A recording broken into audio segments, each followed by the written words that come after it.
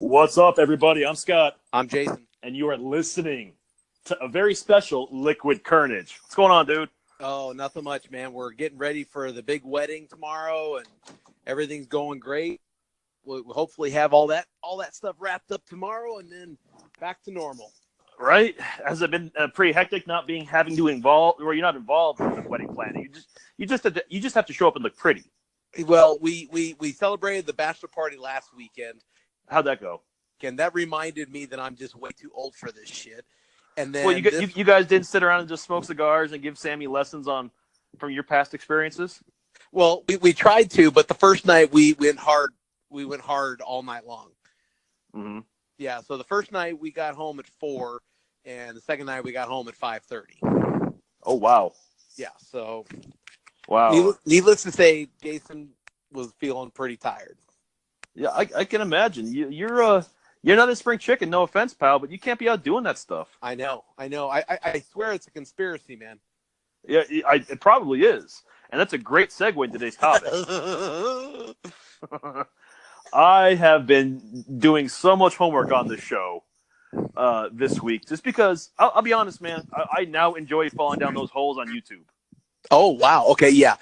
You sent me one when we were talking about this. You sent me one that I watched, and I had all kinds of thoughts on that one. Yeah, the NFL and the Illuminati. Yeah, and how professional sports helps push the American people to think like sheep and tribes.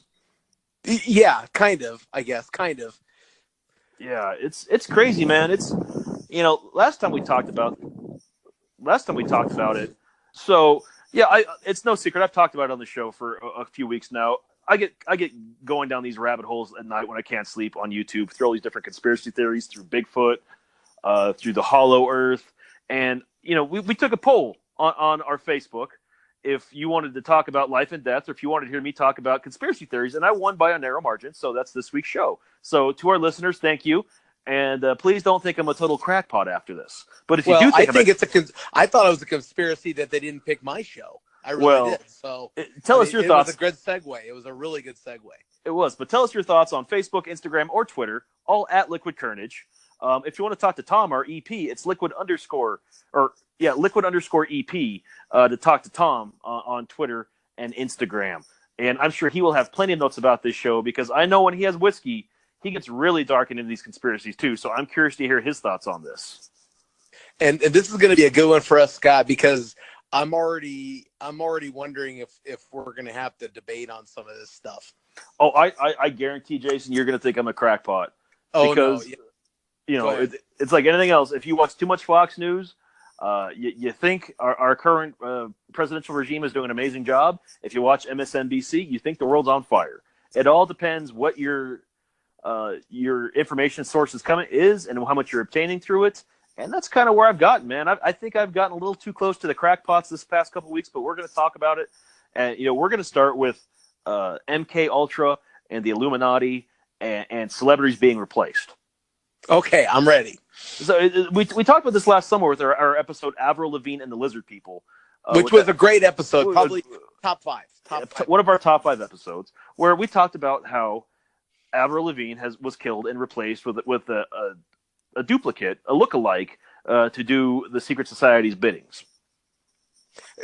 Talk to me a little bit about your thoughts on, I've been doing a little bit of research on it, but I still don't understand what the secret society is and what they do to mess with us. I don't think secret societies mess with us per se, but I do think that they control the world. It is said that they don't mess with us, but they control the world. Well, it's different. Okay. It's different. That's two different things. Messing with us is just saying, well, let's see what happens if we do pull this over here. The secret societies are the ones that control the banks. They control everything that happens in this world to cause one war to start in one country for another country to profiteer, and it just moves around like a merry-go-round. There are 12 families in this world that are said to be the rulers of all these secret societies. So it's the legend has it that there are 12 families, and they are the ones that run the Illuminati. They run the banks. They Skull and Bones, and they are the ones that dictate and profit the most out of the decisions these entities make. And you believe that? It's hard not to. I mean, Okay. it's like the Rothschilds, for example. The Rothschilds own every major national bank in the world. And when I say national bank, I mean like the Federal Reserves. Okay. They own every. They are the main bankers. The Rockefellers, the Windsors over in England. The lists go on and on, just with who these people are. There's some hide in plain daylight, in plain sight, and some don't. The Rothschilds, they're hard. They're very hard to ever get on camera. They're very hard to have any kind of interviews with. But it's a very well known fact that they control all the banks in the world. Okay. They control the money. Okay, I got you. So, as you know, if you control the money, you control what happens. He who has the checks, as they say, dictates the future. Okay. All right. So, that's just that's just my thought on that is, I think they do run the Illuminati and those other societies. And I know I'm starting to sound definitely like a little crackpot right now, but I've got all this information I'm trying to I'm line ready, up. I'm ready to let myself and the rest of the world hear about it, and then to discuss it. So go ahead and we'll go from there. And our buddy Bruce is also very, very much into this. He and I had a long discussion over the weekend about different theories and whatnot about the moon and Hollow Earth and all these other theories out there. We'll touch on later on. But what do you think? You don't think that's secret societies rule the world, or?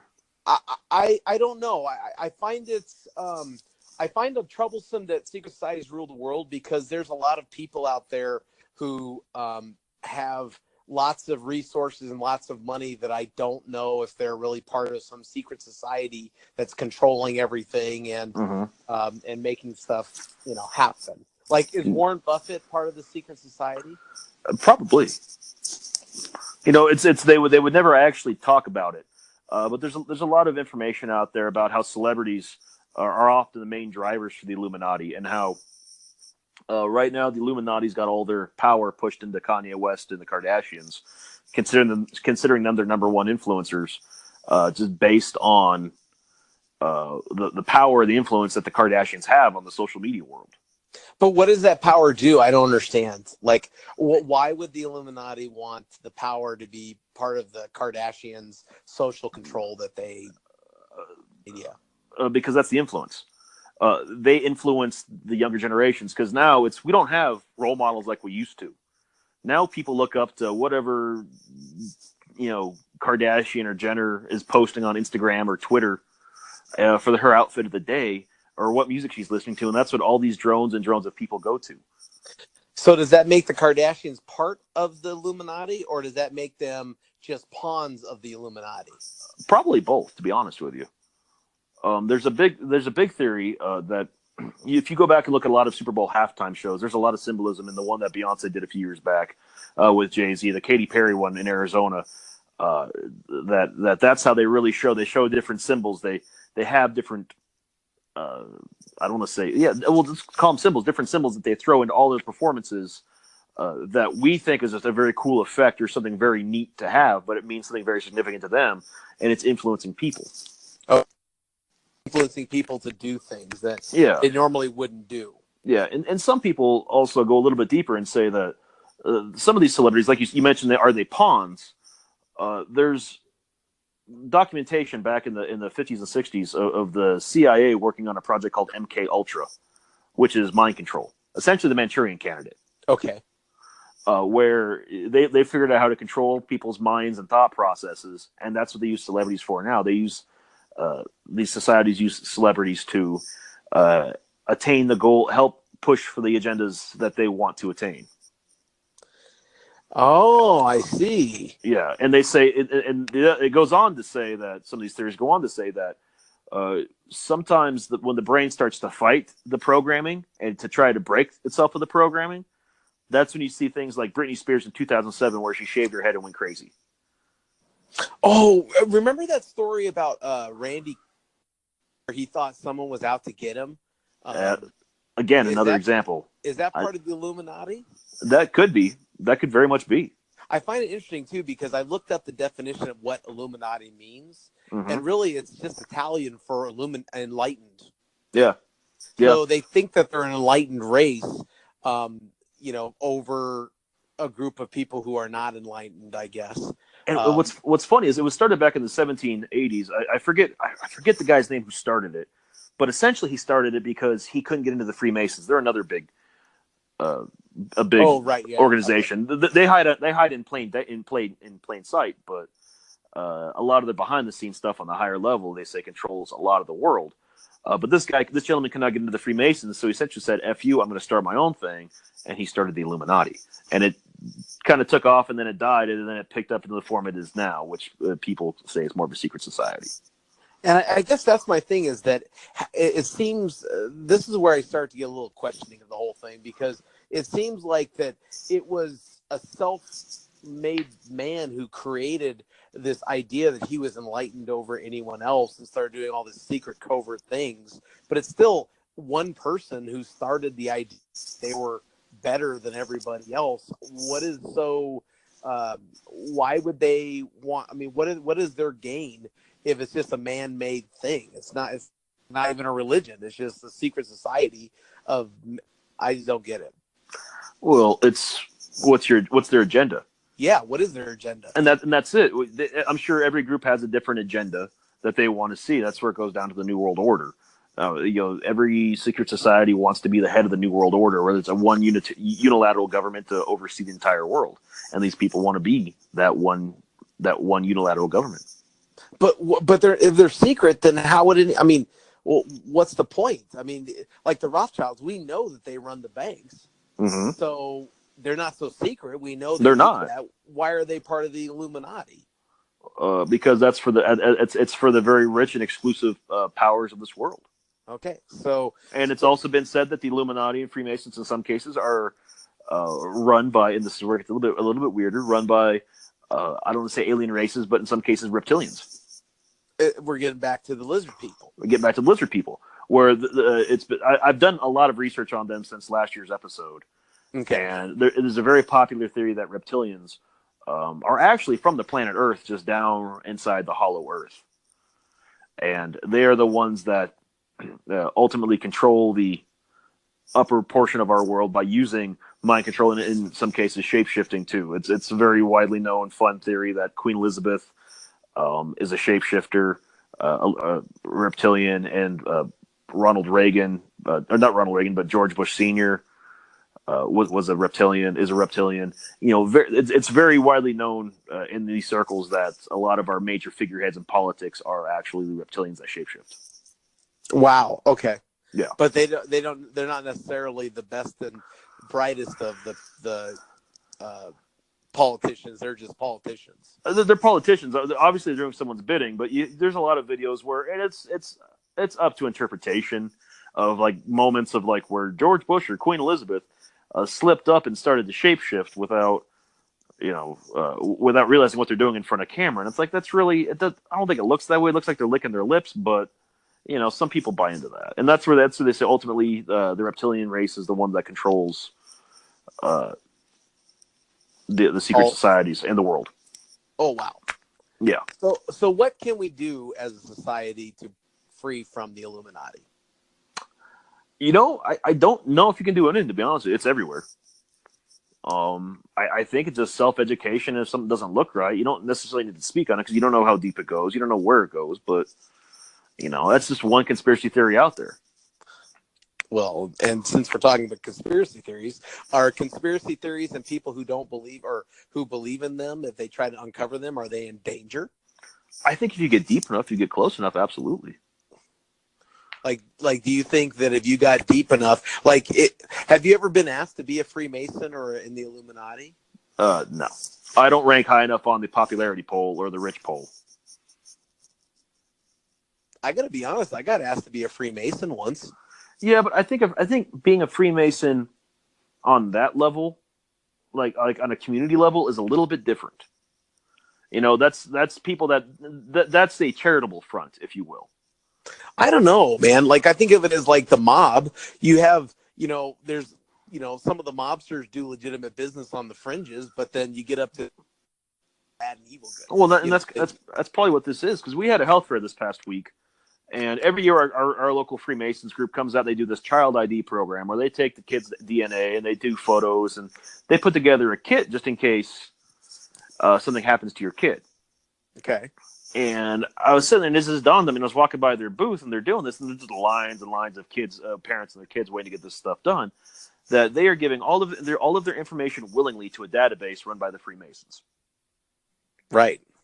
You are giving all of your information to an organization that is said to be a shadow government of the world, and everyone's doing it willingly, and all that. They have access to all this extra information that could come in handy to them later on. Oh, and if they use it for wrong or bad, and we're talking DNA, we're talking pictures, we're talking everything, and that wouldn't be good. Yeah. No. Yeah. No. So let's shift gears here.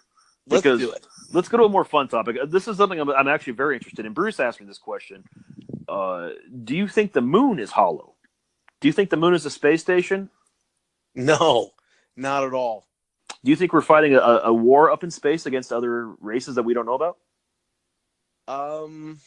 No. Do you know why we haven't been to the moon in 40 years? No. Does it seem weird to you that we haven't been to the moon in 40 years? With all the technology we have now, all the technology, all the things we could be researching, all the minerals we could be taking from the moon, and we haven't been there in 40 years. Nobody's been there in 40 years. Not just America. Nobody. Well, maybe they found out that there's nothing there. Yeah. And then they got bored. Like, why should we spend all this money on this? Or maybe they were told not to come back. Oh. Do you have any evidence that it is a space station? There's theories on the space station, but there's a lot of evidence and people from high military regimes that have said essentially we were told to stay away from the moon. Do you think, though, that we would see something from Earth to the moon if there was really something going on up there? It depends. We don't know what goes on that dark side of the moon. Oh, that's true. I mean, we only see one side. That is true. Like, you mean there might be something on the other side. Yeah, and that's really what they're protecting is the other side of the moon. I mean, there's that Space Wars Space Wars program, Star Wars program, you want to call it. There's a theory out there. There's actually a base up there that America sends soldiers up there for 20-year terms to fight in these wars, and then we've manipulated. I don't want to say time control or time travel. But time is just a construct that man has created. So we've figured out how to manipulate everything to age regress a man 20 years back when he comes back to Earth. So he has 20 years to living and wipe his memory of the time served up on the moon doing the government's dirty work. So why don't conspiracy theories like this take hold? Like, why do you think that they don't take hold? Because I've never heard that before, and I find it like totally hogwash. But yeah, is there a reason why those don't take hold? Like, they don't take any weight to them? I think you just said it right there. It's because you think it's hogwash. Well, I know. Why wouldn't I believe that? Like, why? And that's the thing, is that don't you think that people would buy into it more if there was some actual evidence or proof that it actually happened? What would our world do? Look at our world today now. What would our world do if we found out that aliens actually exist? We would freak the fuck out. No, we might answer some of those questions like we're not alone. No, we might. You're absolutely right. The intelligent life forms on this planet would be like, all right, we can get some questions answered. Yeah. We have a lot of unintelligent people in this world that would start a lot of shit and can't handle that level of information. Okay, that's probably true. I mean, we've overloading our brain. Basically. Exactly. We spent our entire lives saying this is how the world is. This doesn't exist, and then all of a sudden you snap your fingers, and boom. By the way, we were wrong.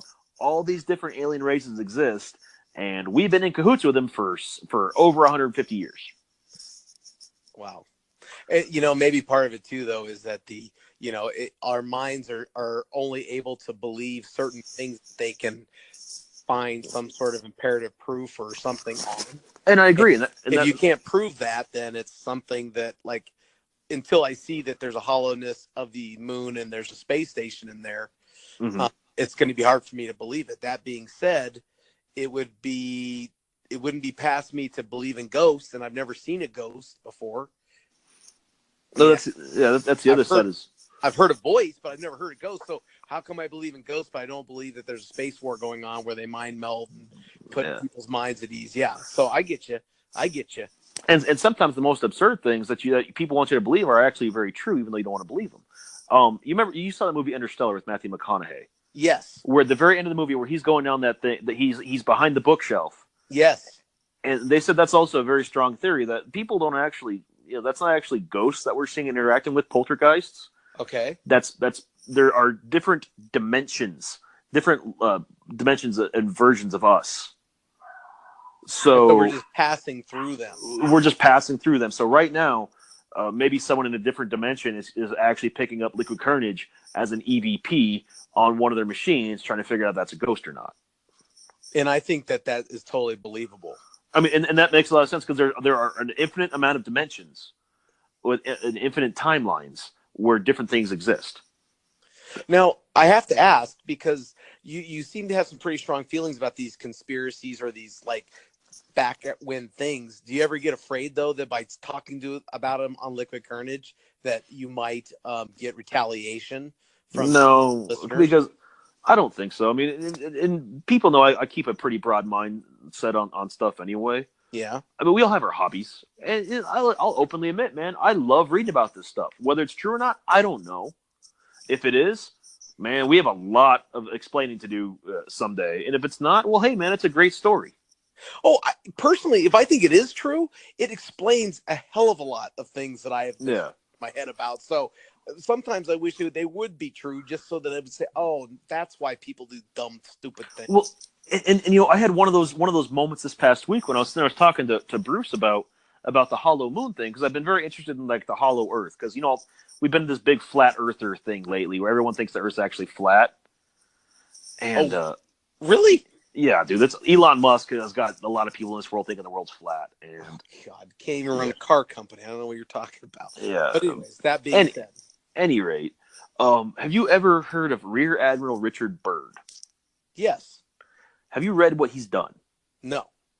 He was the first man to explore Antarctica and the North Pole. And and we can't get past the ice wall. It's off limits in Antarctica. It is off limits. You cannot go past like the giant ice walls in Antarctica. It's not governed by anybody, but it's controlled by the United States and Russia. What are you talking about? Ice walls? What are you talking about? Yeah, like when you go far enough into the continent of Antarctica, and it just kind of stops because nobody goes there. There's a reason nobody goes there, because the government won't allow anybody to go there, because they say that's one of the Earth has two access points on its axis on its axes on the North and South poles to get inside the Earth. And Rear Admiral Richard Byrd flew a plane in the 1920s to the North Pole, and he flew over it. He didn't fly over it; he flew into it. And it is said that he was greeted by saucers that met him, took control of the plane, landed him and his radio man safely to the ground. And this is all documented in his flight logs, which the government proved to be untrue 20 years later, oddly enough, right before his death. In their mind, quote unquote, proved to be untrue. He landed the plane, or the aliens landed the plane, and they had a thick German accent. And when he got on the ground, they were tall, blonde, Norwegian-looking entities with a Germanic accent. He met with the leader, and the leader said that he was chosen to see, and I forget what the city was. I think it was Agartha, or Agartha's in Antarctica, but it was Agartha, and he was chosen to see it because he was worthy, and that they have been monitoring mankind for quite some time. And I take it back. This wasn't the 20s, all right? This was the 1940s. This was right after Hiroshima and Nagasaki. Okay, so in the 40s. I apologize. It was the 1940s, and he wanted the leader wanted to talk to him and warn him that the surface dwellers, us, would never actually meet these inner Earth people because we stumbled upon atomic energy and what it could do. We accidentally created the atomic bomb, and we should never have, according to them, and said because we have that kind of technology and we don't know how to use it properly. Until we can figure that out, our species will never coexist together. Oh, yeah. But you think they're still there? Oh, I think so. I think that it's been said. I went on to do a bunch of other research on it. That that particular group they're said to be immortal. They're hundreds of thousands of years old, and they've learned to master not dying, or they don't die until they feel they're ready to. And there's literally hundreds of cities like that throughout the world in the Hollow Earth. And you get to thinking about it. You've ever heard about the legend of Shangri-La in the Himalayas, the lost city in the Himalayas that is full of peace and money and all that? No. And they said that you can only go through a certain passageway in the Himalayas. Again, that to me screams that someone found a secret passage to an inner Earth city. Bigfoot, I kind of this is my own personal theory right here that maybe Bigfoot might be a species, Sasquatch might be a species from the Hollow Earth that has found ways to get to the surface and retreat back. Because it is kind of weird. We've never actually we've seen, but we've never been able to find bones or anything else of a Sasquatch. Oh yeah, like it's been seen, but you never see like a carcass or anything. Exactly. So I got to thinking the other week about this. Like, well, what if they just have their own like little like cave systems to be able to get in and out of there? Like, I'm not saying I don't know how deep this Hollow Earth would be, but what if these have just to be very deep at all? But I guess the question is that how deep does it have to go to be able to be under the water? Because if we're 70% water, then it's got to be deep enough to get you underneath the ocean's floor. And we've only explored 5% of the ocean. That's true. I mean, and you get down to we've only explored 5% of the ocean, and we've only gotten to depths of what, 2 or 3 miles. Yeah, well, because we can't handle it because we get too crashed. So let's just say, and we'll just say for argument's sake, that the ocean is only 10 miles deep. Okay. If it's only 10 miles deep, at its deepest point, how much further down below do you think another civilization could be? What if this journey to the center of the Earth was actually true, and there was a paradise down there, or people that could, potentially have been here for thousands of years and be immortal? I know, but wouldn't they? I guess what I don't understand is why would they want to keep secret? Why wouldn't they just want to either help us or kill us? That's a good question. I don't know. It's been said there's a lot of they've been in contact with different alien races for thousands of years. It's no secret that you look at the Egyptian hieroglyphs that it looks very much like aliens and extraterrestrials helped build the pyramids. So it's been said that they've been in contact for hundreds of thousands of years, and there are races of extraterrestrials that want to end mankind or enslave us, and others that want to protect us and help us grow and evolve. And that these species down there, whether they're called extraterrestrials or Earthlings or whatever you want to call them, are trying to protect us not only from ourselves but from other species that would like to eradicate us or enslave us. Oh, I see. So someone's on our side, basically. Yeah. And wants to keep us safe. We're someone's pet is what it comes down to. Yeah. We're an ant farm. I don't know. See, that's the part that gets a little deep for me. It's like, I just don't understand if that is all true. At what point would you say, you know what? This experiment is not going well. Maybe we need to change it or fix it or something. And I agree. Maybe that's a thing that needs to happen. But hopefully it doesn't happen so long after we're gone. Oh yeah, because we're definitely gonna be gone before they come see us. Oh yeah. So that's been essentially my ramblings. I know a lot of it sounded like ramblings, but no, I don't think it does. I think it gets you thinking though that you either believe in conspiracy theories, and some of them are kind of far-fetched, like we faked the lunar landing. Yeah, I think we have to be open to the idea that there's more to this world than we realize, and we are not the only supreme. We're potentially not the only supreme type species on this planet.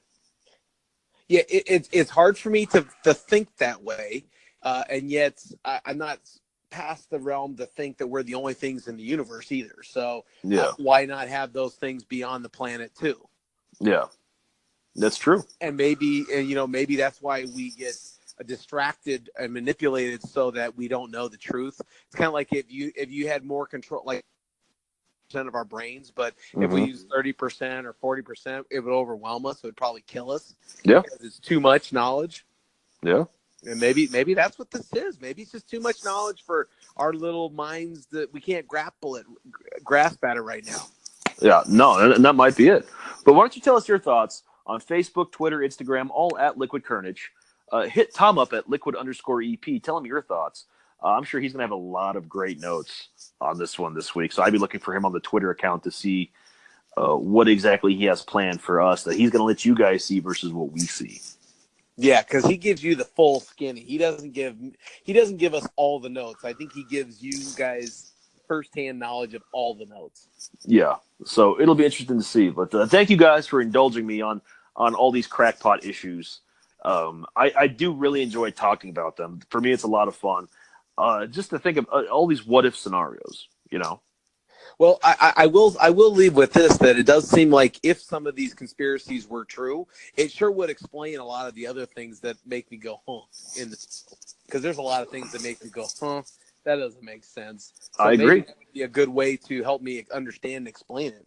I agree completely. So with that being said, hey, man, it was a great show today. It was a lot of fun. We've got a big weekend ahead of us. Yeah, we do. Tomorrow you'll be administering a wedding. I will be officiating a wedding tomorrow. Officiating a wedding. No conspiracy there, baby. No, no conspiracy. It's happening. It's happening. I'll be down there. Exactly. So you guys be safe this Memorial Day weekend. Have a good time. We'll be back with you next week. And hey, man, Jason, take us home. Hey, Scotty, great topic. I really appreciate you having all the information and letting me come for the ride. Tom, thank you for all that you do as our executive producer. Always great to hear from our fans on Twitter, Facebook. So that was Scott. I'm Jason. And as always, if you never know quite what to say, just have yourself some Liquid Kernedge.